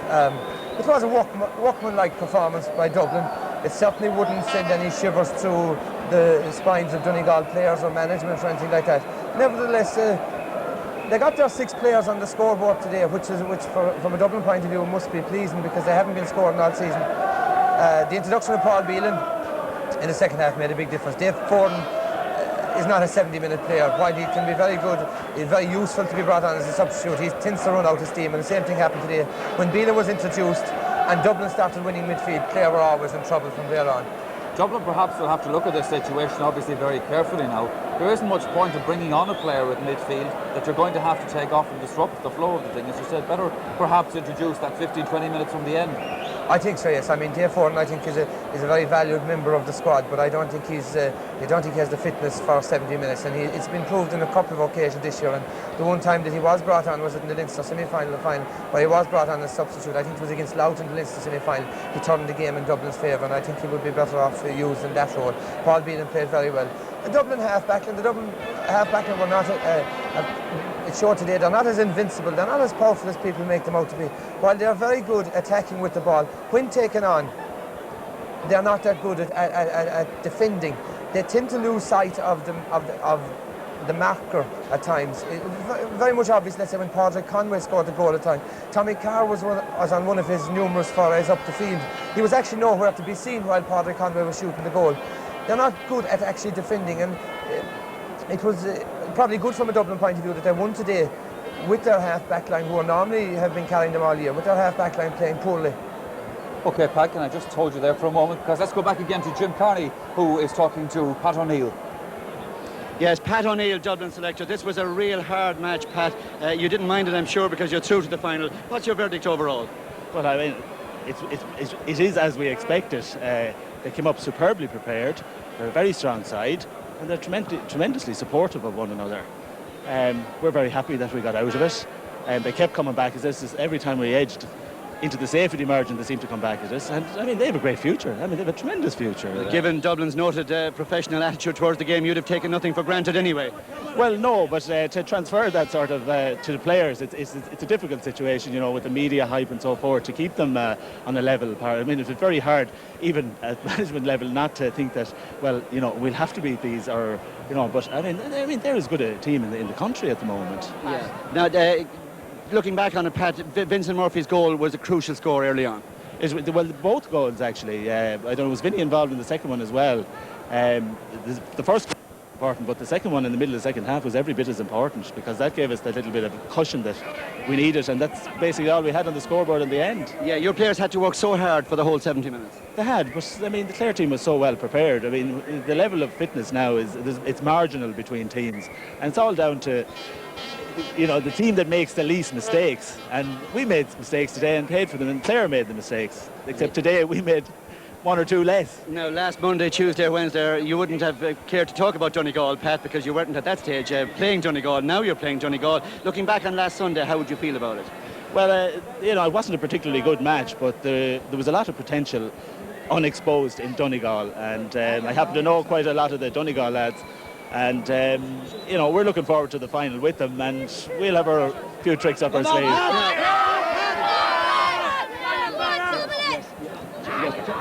Pat O'Neill, I'm joined now by Tom Morrissey. A word for Tom Morrissey, man who took Croke Park by storm for so long today, but sadly he's out of the All-Ireland final. So Pat O'Neill, would just say goodbye to you and thank you very much for obliging us with this interview. Good luck to you in the final, Pat. Tom Morrissey, many congratulations on your own personal performance, but I know that you're a deeply, deeply disappointed man. It's written all over your face because you wanted to win. Definitely disappointed, all right. We came up with high hopes. We were well prepared. Our level of fitness was absolutely fantastic, and it just didn't come our way on the day. For some of our players, some of us, all right, done okay, like, but our players that we were expected to click, they just didn't get them. Now, your team got some wonderful scores, Tom, but yet the two goals that Dublin got were the killer blows. Vincent Hoffley's first, and then the goal in the second half. Well, I think Vinny's first goal was a well-taken goal. Fair play to him, in all fairness. He took it very well, caught it clean and better than back in it. But I think, in all fairness, we were just after scoring the penalty, and that second goal was the killer blow, I think, to us. It was a killer blow to us. Yeah, now, straight after down after we scored our goal into the net. It's a heartbreak for any team. Yes, yeah. Pat O'Neill has said that you're as good a team as in the country. It's consoling words, but at the same time, you go away here a beaten team. We'll go here a beaten team, but we won't go away forever. We'll be back here next year. And I think the most remarkable thing about your team is that you're also very young, really. What age are you yourself, Tom? 22. All before me. Now, you got a taste of Croke Park today. What did you think of it all? Absolutely loved it. Loved the atmosphere. Like, I mean, I thought I was having nightmares last night coming in about this atmosphere, but I absolutely loved it. Once I got onto that field, everything got there. Finally, Tom, the capital city. The capital city in Croke Park was a sea of saffron and blue. A word about your supporters. Our supporters, fair play for coming up. We heard them, and thanks a million, lads. And we won't let you down again next year. Please, God. Thank you, Michael. Tom, thank you very much for obliging us. Thank you. Well done, Craig. Well, Tom Morrissey obviously has got a feeling, Pat Spillane, for Croke Park and would like to get another taste of it in 12 months' time, perhaps. How do you fancy Clare's chances of doing that? I think realistically, I think this year was their chance. I don't think you'll see. I think Cork will be very dangerous next year, and I don't think Kerry will be caught in the hop by them. I think this year was their chance. It's a poor standard. It's a very poor championship this year, and today's game was just another one in a long line of scrappy play, you know. And it wasn't. Tom Morrissey can also consider himself very lucky to have lasted on the field. He should have got the line for that punch on Charlie Redmond. Dave Forden should also, likewise, in the first half. We're seeing too much of that in the game at the moment, and too much pulling and dragging. What I notice, one skill that's very much missing at the moment from the game is the long kick pass, where the ball is moved quickly from one end of the field to the other, from one side to the other, and getting scores. There's no flowing play anymore in football. It's too scrappy. Defence is dominating. Very, very fit teams, very committed teams. But I think there's probably an absence of quality forwards as well, you know. Let's take a look, Pat, at one or two of the incidents from that game, from the second half, and in particular the Clare penalty, which put them back, I suppose, with some sort of a shout into the match again. I think, yeah. There was a doubt about it. Here's the kick itself by Jerry Killeen. We didn't fancy Jerry to score this, mind you. No, I think we didn't put any money on Jerry to score. His free taking was dodgy all through, and fair play to him for getting the score. Tom Morrissey referred there actually to a few of them playing well and a few of the Clare players playing poorly. Now, if you look at it, certainly there was question marks over their attack coming into the game, and those question marks were, it proved correct. 3 of their forwards did not score from playing. You could nearly include Jerry Killeen in that because his was, it was from play, but 3 forwards not scoring from play and never looked like scoring from play. Without Francis McInerney and Padraig Conway, their contribution from scores, they would have been in major trouble. Colin O'Rourke actually referred to Tommy Carr as heavy blinded, which he does from general play. But it must be remembered that Tommy Carr's man today scored 1 goal and 2 points. Now, Paddy Cullen would certainly will be having a little chat with him over the coming weeks. A defender's main job is to defend and stop your man from scoring. At the end of the day, you have to see if you've held your man scoreless, you've done a good job. If you scored a goal and 2 points, well. Tommy hasn't looked all that happy all through the year in the corner, in actual fact. No, Tommy's a ball player. Tommy's not a defender, so Tommy likes to go forward. A lot of those, it's true of all those Dublin defenders, bar Jerry Harkin, that they like to go forward, they like to move with the ball. When a move breaks down up the field, they tend to be very slow to come back. If Donegal are going to beat Dublin, and which they have a chance, certainly have a good chance of beating them, they're going to have to keep inter-switching their forwards. In other words, you're going to have to make sure that the Dublin backs, that their main job all the time is to keep following their men, where their men are going, bringing the backs out to corner, preventing them from attacking. If they're stopped attacking, and if they're left to their sole role of defending, they can be put under a lot of pressure. Pat, let's just for the moment again go back to some incidents, as I said, from the second half of that match. We just saw the Clare penalty there at a moment ago, but of course Dublin responded, and this really killed Clare altogether just shortly afterwards. It's certainly a sign of a good team that they can come back immediately, which Dublin did on every occasion today. Clare were always suspect today under the high ball. The first goal came from a high kick in where Vinnie Murphy outfielded Jerry Kelly. The second goal, Vinnie Murphy's goal there, came from another high ball in. A lot of points scored either from frees or from general play came from high ball into the Clare defence.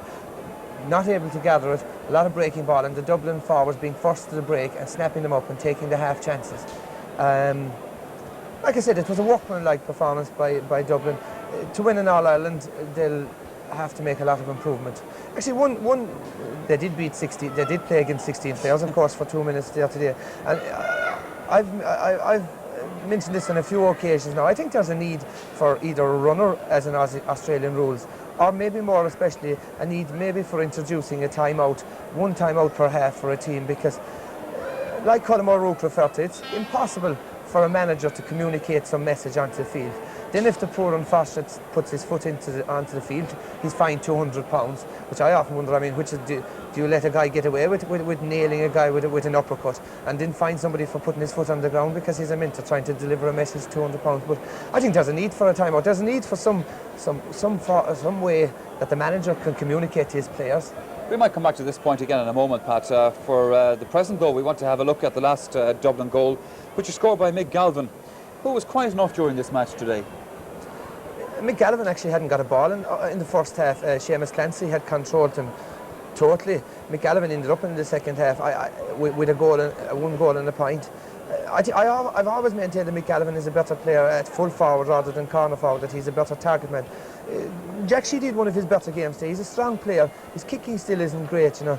But it was, Paul Beelan, well spotted by Paul Beelan, and the goalkeeper had no chance at all.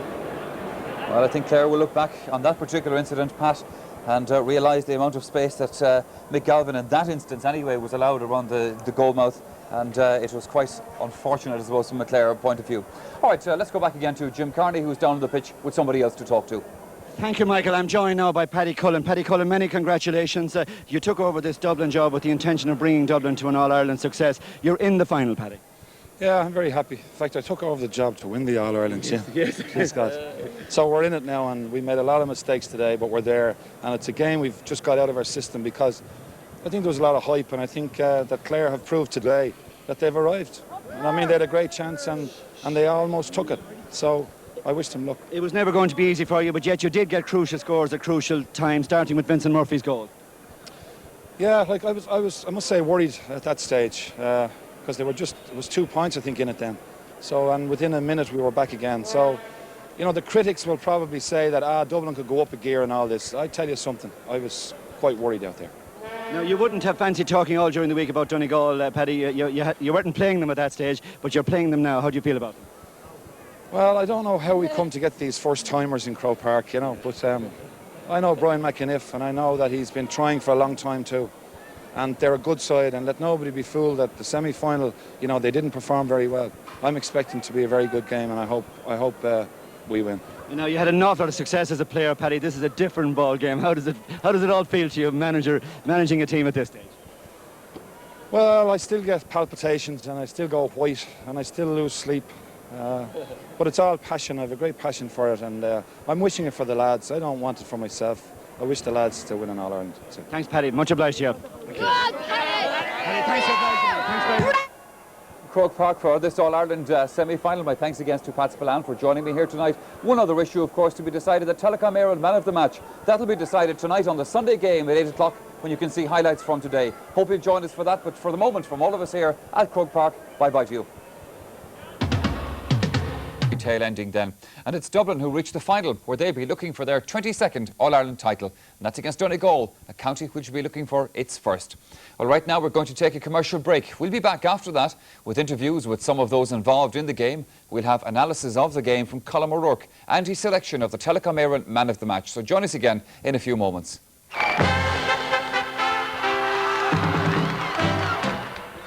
Welcome back again. So, a sense of relief, I'd imagine, all around the county of Dublin tonight. Dublin generally expected to qualify for the All-Ireland, but of course it's never certain until the final whistle is blown.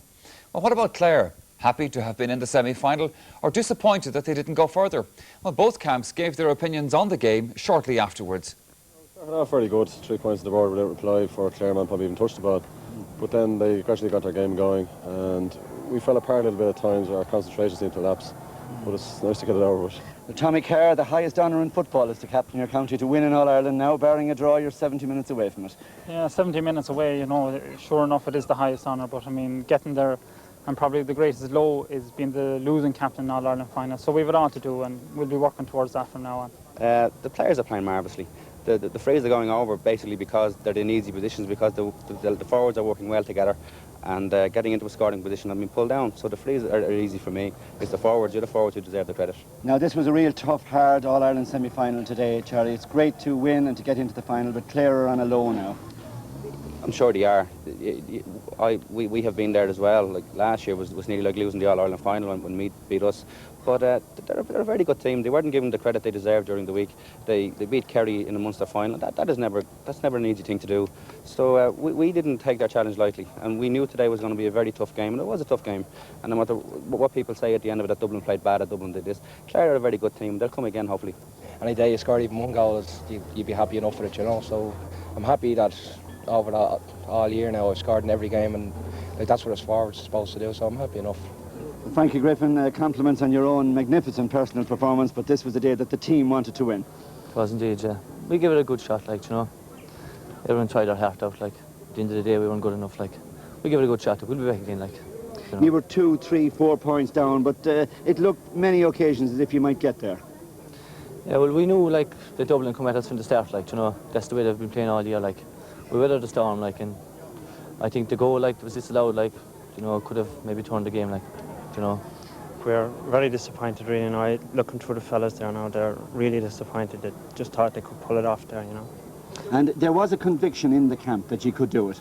Oh, definitely. We didn't come up here just to put up a good performance. We knew that was not good to us. We win or nothing, like, you know. And obviously, we didn't win. We're disappointed over that.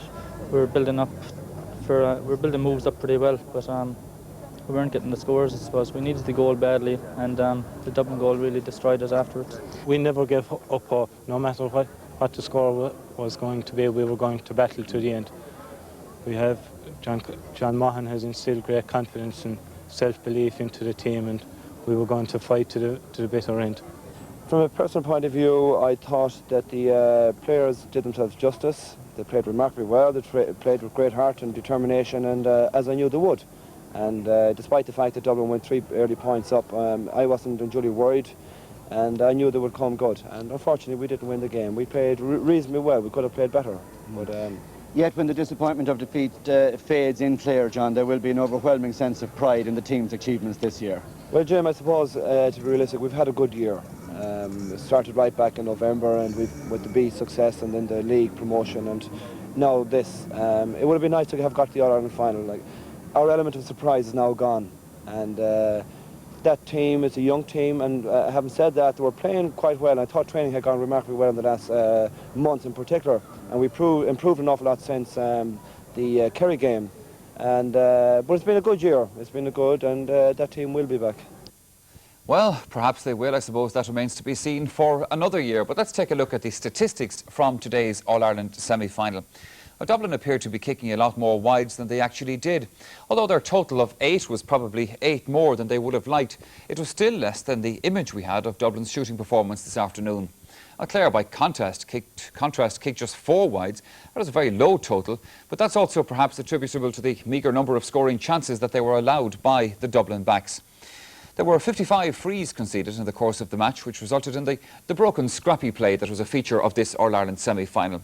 Dublin conceded 7 more than Clare, and one of those, of course, was the penalty that produced Clare's goal.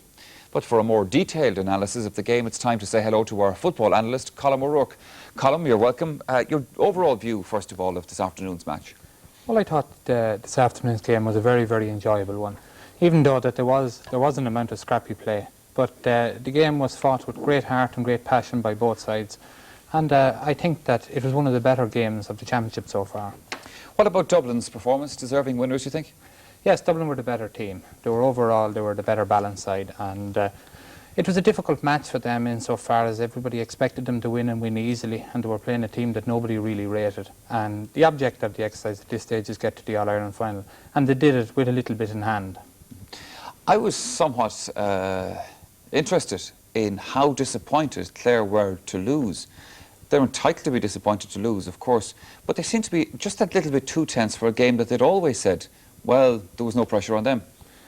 Well, Clare played with great heart, and they showed, I think, today that they deserve to be at this stage.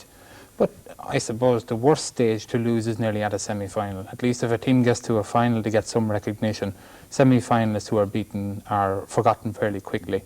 And Clare obviously came fully intent on winning, and they put up a show. They got a very bad start. What they needed was to get a few points on the board to settle them down. Instead of that, they ended up 3 points behind within a few minutes. And in the end, they were only 4 behind. So from Clare point of view, I think they can take great credit and great heart from their performance, and they have something there to build on. But they had a few weak links on their team, and at this stage of the championship, that sort of thing gets exposed. Colm, there were a lot of goals in this match, 5 in all. There was goals disallowed as well, goals allowed perhaps that shouldn't have been. You've been taking a look through all of this, and we'll have a look at those. Now, let's take a look at the goals that were scored in this match, first of all. Yes, well, the first Dublin goal came about from the way that they had been playing all year, really getting the ball into that scoring area very quickly, and Vinnie Murphy does the rest. That's a brilliant goal by any standards. High fielding, quick turn, and a very good shot. The second goal, of course, is the penalty, and this brings us on to a series of goals which I think were illegal. In this case, Colm Clancy with the ball going through. I don't think that was a penalty at all. Obviously, Tommy McDermott thought it was, and he gave it.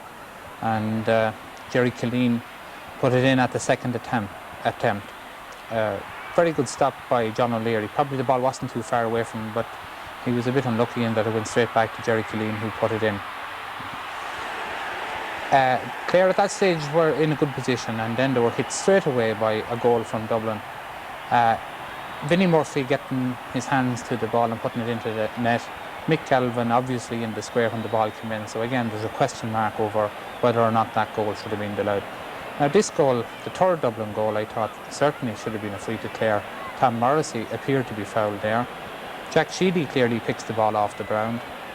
And then, as I commented on during the game, I said that Paul Beelan changed the ball from one hand to another, and Mick Galvin finishes it to the net. So the technicalities of what Paul Beelan did, it's not that clear cut on the tape, but it does appear as if he changed the ball from one hand to the other and had not contact with one hand at any stage. So technically it was a throw of the ball from one hand to the other, and I thought that goal should have been disallowed. The Clare goal, the second Clare goal, was a clear-cut goal, no problems with that one. Very, very well finished by Pádraig Conway. Tommy Carr having been drawn out to meet the man coming in. Yes, he took that goal extremely well. Talking about goals that should have been disallowed, there were goals disallowed in the match. You have been looking at those as well. Yes, at the risk of, again, offending all the Dublin people, but I thought that Dublin's goal here, the high ball in from Niall Guyden, I think this is fairly clearly a square ball, and I don't think there could be too much debate about that one. Vinnie Murphy would have been on a hat-trick if he had to get that one, but I think he was fairly clearly in the square. This goal, again, I said at the time that I thought it should have been allowed. Pádraig Conway comes straight in after the ball and finishes it to the net. Questions have to be asked. Was he in the square, and did he foul John O'Leary? I think that... It's unlikely he was in the square from that angle anyway. No, he doesn't look to be in the square, and he makes contact with the ball before he makes contact with John O'Leary, and I think that goal should have been disallowed. It was, or allowed. It was similar to a goal that I got on John O'Leary in the Leinster final a couple of years ago, and it was allowed. It created a lot of debate at the time. I think that goal today was much more clear-cut than the one I got. Okay, just one other thing to look at. We were talking about the fact earlier on that Clare played with an awful lot of heart, but obviously going into such a big occasion like this, there was also, I suppose, Colin, a certain amount of naivety attached to it as well. Yes, and we can see that in Tom Morrissey's performance. He had an absolutely brilliant first half and was everywhere, went for balls all over the place and caught most of them. In this case here, he comes across the field, was totally blind to the players who were coming straight out, runs into his own man, Jerry Kelly, and ends up on the ground, and Dublin get a point out of it. Clare were 2 points behind at the time, so it was a double blow for them insofar as Tom Morrissey got injured, and as well as that, Dublin got a point out of it. So here we had Tom Morrissey right up very high for the ball and takes an absolutely crashing fall. And it was significant that from that point onwards, Tom Morrissey's influence on the game certainly went down somewhat, and I would think that in the last quarter, Paul Clarke was the most influential player on the field, around the midfield area, even though he wasn't directly opposed by Tom Morrissey, but Paul Clarke put in a great last 15 minutes for Dublin when they really needed him, and showed, I think, his superb fitness there at times, because he was all over the place. Okay, well, Colin, finally for the moment, let's move on to your Telecom Éireann Man of the Match selection from this game. Well, on the Clare side, I think we had superb performances from a few players, particularly Frankie Griffin, Tom Morrissey and Francis McInerney. All of those players played excellently. On the Dublin side, the players that I thought had the biggest influence in the game were Mick Deegan and Paul Clarke. But when Dublin needed scores, Vinnie Murphy got them, and he got 2 excellent goals and a point from play. And he also caused a lot of trouble for the Clare backs, because every high ball that was kicked in from around midfield, he either got his hands to them or broke them down or won possession cleanly. And for me, Vinnie Murphy was the person who had the biggest influence on this game. All right, Colin.